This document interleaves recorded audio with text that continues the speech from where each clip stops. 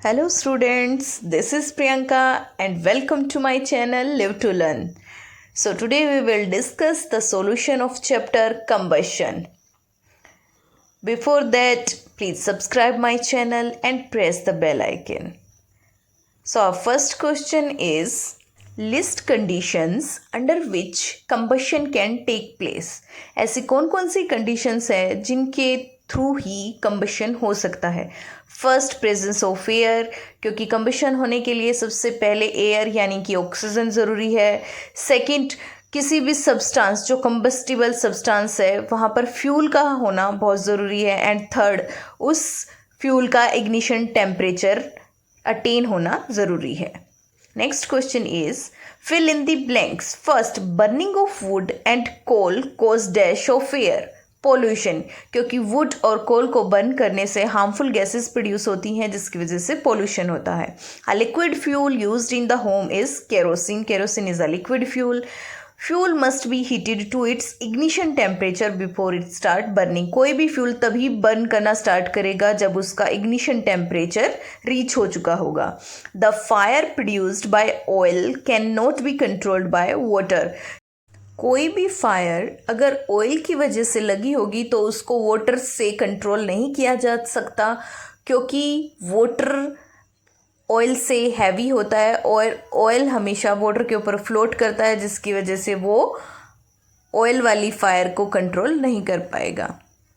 Next question is, explain how the use of CNG in automobiles has reduced pollution in our cities. तो आपको बताना है कि वाहनों में CNG का यूज़ पोल्यूशन लेवल को क्यों कम करता है. क्योंकि CNG एक क्लीनर फ्यूल है compare to the petrol and diesel. क्योंकि जब ये बर्न होती है तो बहुत कम harmful gases like carbon dioxide and sulphur dioxide produce करती है और ये अपने पीछे कोई अवशेष भी नहीं छोड़ती. Next question is, compare LPG and wood as fuel. LPG और वुड में क्या अंतर है. So LPG it does not cause pollution on combustion. जब LPG बर्न होती है तो पोल्यूशन कोज नहीं करती, वहीं पर अगर वुड को बर्न करते हैं तो बहुत सारी हार्मफुल गैसेस प्रोड्यूस करती है. LPG बर्न होने पर स्मोक प्रोड्यूस नहीं करती, लेकिन वुड बर्न होने पर स्मोक प्रोड्यूस करती है. LPG लिक्विड फॉर्म में होती है जो कि सिलेंडर में फिल होती है, वहीं पर would is a solid fuel. LPG की कैलोरीफिक वैल्यू हाई होती है, ऑलमोस्ट 55,000 किलो जूल पर kg. वहीं पर वुड की कैलोरीफिक वैल्यू कम होती है कंपेयर टू द LPG. जो LPG होती है उसका ट्रांसपोर्ट इजी होता है क्योंकि वो सिलेंडर्स में फिल होती है, तो उसको इजीली ट्रांसपोर्ट किया जा सकता है from one place to another place. लेकिन वुड सिलेंडर में फिल नहीं होती तो उसको ट्रांसपोर्ट इतना इजी नहीं होता. Next question is, give reason water is not use to control fires involving electrical equipment. आपको कारण बताना है कि अगर कहीं बिजली के इक्विपमेंट में आग लगी हो तो आप उसे वाटर से क्यों नहीं बुझा सकते. क्योंकि वाटर जो होता है वो गुड कंडक्टर होता है इलेक्ट्रिसिटी का. तो अगर वाटर का यूज़ करके इलेक्ट्रिसिटी वाली फायर को बुझाया जाएगा तो उस पर्सन को शॉक भी लग सकता है, इसलिए वाटर का यूज़ नहीं करते. Next question is, LPG is a better domestic fuel than wood. LPG wood से क्यों बेटर है फ्यूल के तौर पे. तो LPG बेटर है क्योंकि इसकी कैलोरीफिक वैल्यू ज़्यादा है और वुड की कंपैरिजन में जब ये बर्न होती है तो स्मोक भी प्रोड्यूस नहीं करती और बर्न होने के बाद अपने पीछे कोई भी अवशेष नहीं छोड़ती. So it is a better domestic fuel than the wood.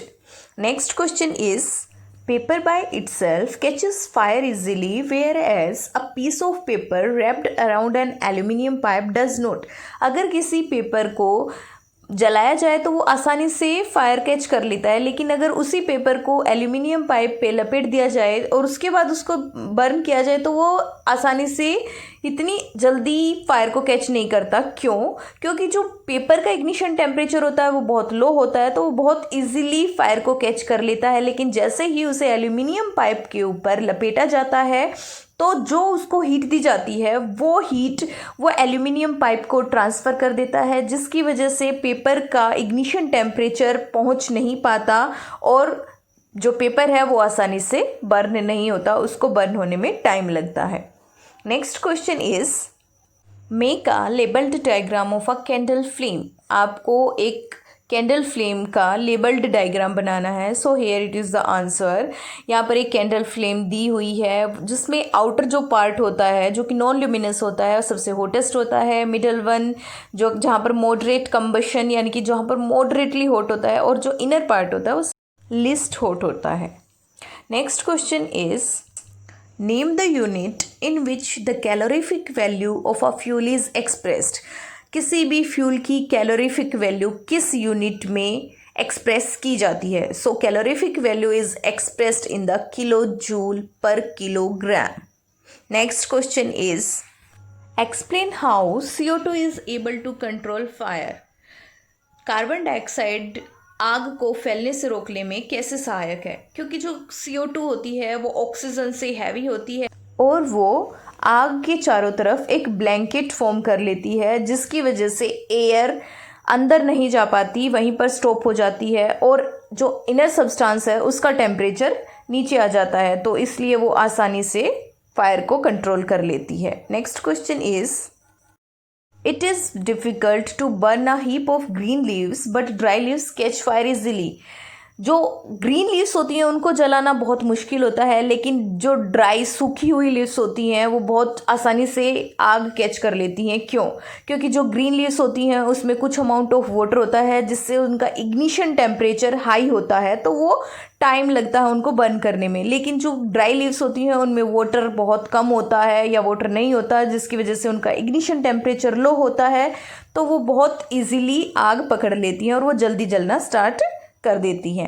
Next question is which zone of a flame does a goldsmith use for melting gold and silver and Y.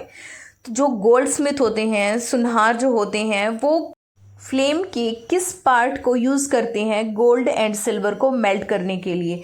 तो गोल्ड स्मिथ हमेशा flame के outer most zone का use करते हैं जो कि non luminous होता है, क्योंकि वो सबसे हॉटेस्ट पार्ट होता है, वहाँ का टेम्परेचर सबसे ज़्यादा होता है। Next question is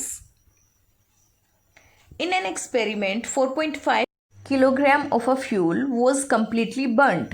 The heat produced was measured to be 1,80,000 kilojoule.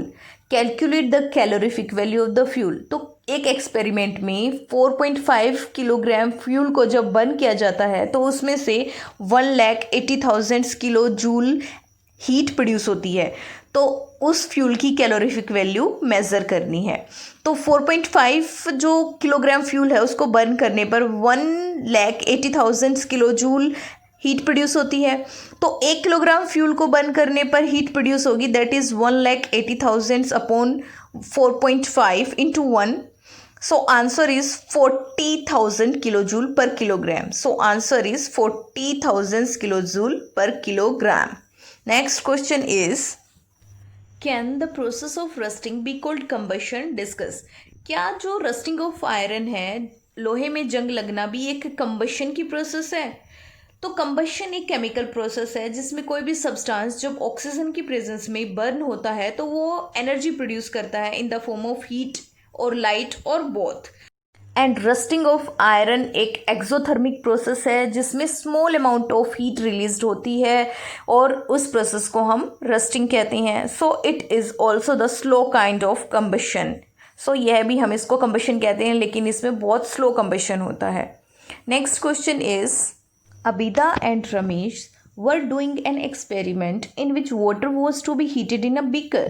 Abida kept the beaker near the wick in the yellow part of the candle flame. Ramesh kept the beaker in the outermost part of the flame. Whose water will get heated in a shorter time?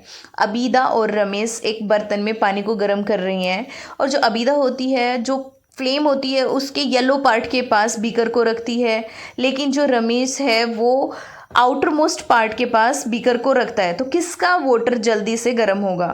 तो water जो होगा रमेश का ही सबसे पहले गर्म होगा, सबसे थोड़े से टाइम में, क्योंकि जो आउटर मोस्ट जोन है वो सबसे हॉटेस्ट होता है, वहाँ का टेम्परेचर सबसे ज़्यादा होता है और येलो जोन फ्लेम का लेस हॉट होता है, इसलिए जो अबीदा है उसका पानी थोड़ा लेट गर्म होगा, लेकिन रमेश का वाटर बहुत जल्दी गर्म हो जाएगा।